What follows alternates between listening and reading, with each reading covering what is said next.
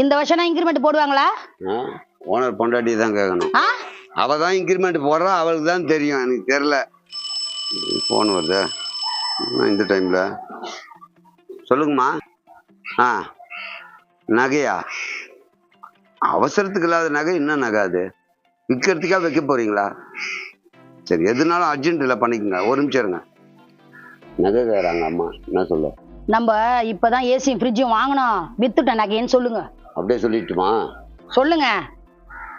AC fridge வீட்டுக்கு வாங்கினதால நகையை வித்துட்டு அத்தை.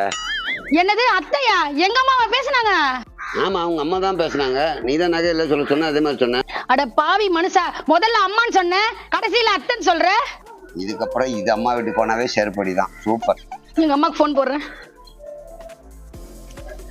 ஹலோ அம்மா, செருப்பல் அடிப்பியா?